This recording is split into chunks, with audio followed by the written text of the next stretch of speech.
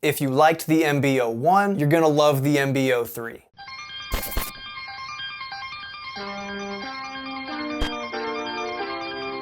What's up guys, welcome back to another WearTesters performance review. My name is Jackson. Today's performance review is on the Puma MB.03.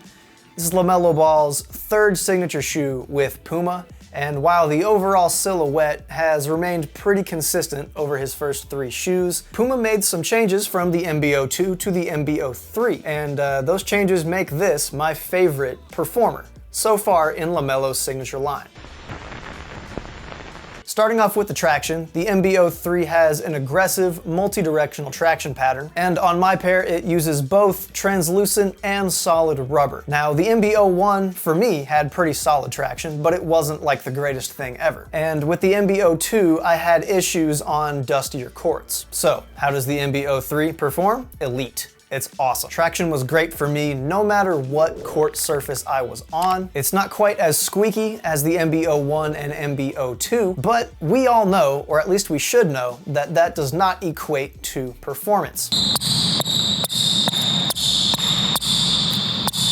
The pattern also wraps up onto the midsole in the forefoot area, both on the medial and lateral sides, which is a must when you have a shoe with this much outsole curvature. Outdoors in the MB.03, you'll get good performance, but you won't get great durability. That's pretty much the norm for any modern basketball shoe, aside from those you might get from a Chinese brand like Li-Ning or Anta. And while the MB.03 has a more durable outsole than the MB.01 or MB.02, especially the MB.02, I still wouldn't outright recommend the MB.03 for outdoor use. Maybe once these hit clearance and you're able to get a pair for well under retail, maybe then it's worth it, but I would not recommend this as your primary outdoor option. Now for the cushion, the MB.03 has an identical setup as the MB.02, so if you played in those, you already know what to expect. What you're getting is nitrofoam pucks in the forefoot and the heel, and that is all embedded within compression molded EVA. Like the MB.02, there is a lot of foam in here, so impact protection is one of the highlights of the cushion setup. And because it's also a really dense midsole, you're gonna get one of the more durable foam setups on the market. You're also a little bit higher up off the ground than most guard-oriented shoes, so if court feel is high up on your priority list, the MB.03 is not really gonna give you what you're looking for. Like I said, that carrier foam is dense, it's firm. That's what she said. So the entire feel of that cushion setup is going to be pretty firm. I honestly don't really know what nitro foam is supposed to feel like, because every time I get a shoe where there is nitro foam in the midsole, it's all caged within a really, really firm EVA carrier. Of course, the positive of that is that the cushion is relatively stable underneath your foot.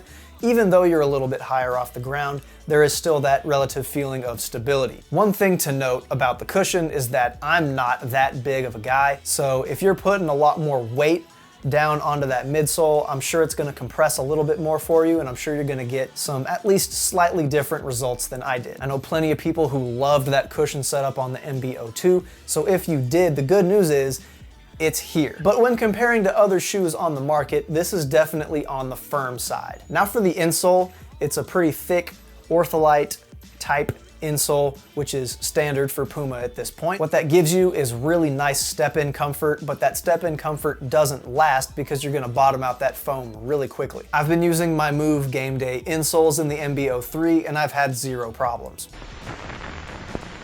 All right, now let's talk materials, and the material setup is probably the biggest upgrade from the MB.02 to the MB.03. What we've got here is a multi-layered textile setup. That top layer is a thicker engineered mesh with a more basic mesh underneath it. And you also have some fuse in high wear areas to increase the durability. That textile upper is soft, yet it is still strong enough to contain your foot on any lateral movements. I love this setup. It requires basically no break-in time. It's soft, it's flexible. There's not gonna be any hot spots, not gonna be any weird flex points like I had on the MB.02, because that one had a little bit more of a plasticky upper. The cutouts in the engineered mesh material do provide a little bit of airflow, but I wouldn't consider the MB.03 to be among the most well-ventilated shoes on the market. The collar area back here is really soft and it's really well padded, so no matter how you're tying your laces up here, you're not going to get any pinching or discomfort in the collar area.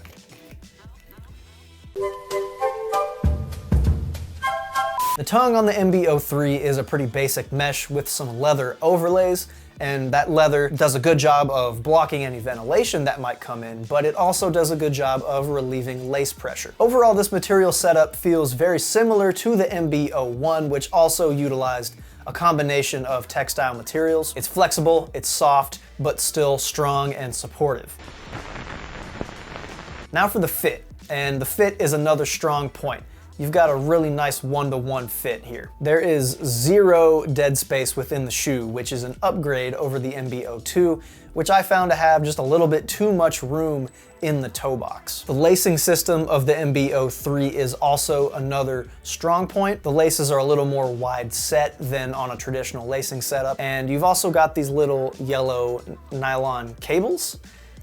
They're not really cables, but I don't know what else to call them. They don't come all the way down to the footbed like something like Flywire might, but they still do come down a little bit here on the upper and just give you a little more room to mess with your laces and make that fit a little bit more adjustable depending on your foot shape. The MB.03 does run a little bit narrow, but with that lacing setup and the soft materials, that allows the fit to be a little more accommodating for players who have a normal or maybe even a slightly wide foot. So for sizing overall, I would recommend that you just go with the size that you normally get in basketball shoes. If you're somebody who has wide feet and normally goes up a half size, that's what I'd recommend that you do. As always, the best course of action you could take is just to go and try them on in a store, but I realize that's not possible for everybody.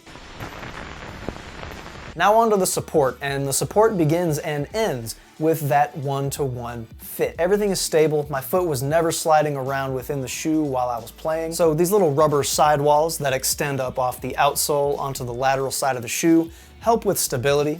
And you've also got a really solid TPU heel counter that, combined with a whole lot of collar padding, provides a really stable feeling in the heel. So everything along the upper is working in tandem to keep your foot locked down. On the bottom of the shoe, you've got a midfoot shank in here. It's TPU, it's not carbon fiber, nothing like that. But also just in general, this really thick, really dense midsole is doing a lot of work just to keep the shoe from bending or twisting, but it does also limit the flexibility up here in the forefoot area, especially when you compare it to something like this, like the 2A V3 from New Balance.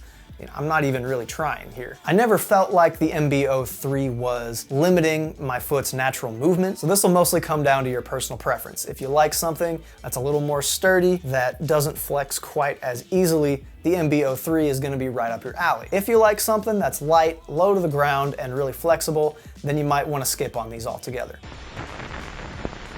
Overall, the MB.03 is the best LaMelo Ball signature that Puma has put out so far. The fit is great, the materials are awesome, the traction is elite. If you're a player that needs impact protection and you don't want to completely sacrifice mobility, then this might be a shoe that you want to check out. If you were a fan of the MB.01, then you're gonna be a fan of the MB.03 because they're very, very similar on court. I've said this before, but in the future, I'd like to see Puma provide us with some more court feel on their flagship basketball models, but I really can't knock the MB.03 that much because I thoroughly enjoyed them on court. Well, that's about all I've got for the performance review on the MB.03. Do all those things that make the algorithm happy. Drop a comment, let me know what you think about the MB.03. And if you've played in them, let me know what you think about it. Do you agree with me? Do you think I'm full of crap? Just let me know. The best way to support WearTesters is to join our Discord community. So if you want to do that, there will be a link in the description of this video, and you can join our big old community full of sneakerheads. Yeah. Is that a good pitch? But anyways, that's all I've got for the performance review on the MB.03. We'll see you next time. Peace.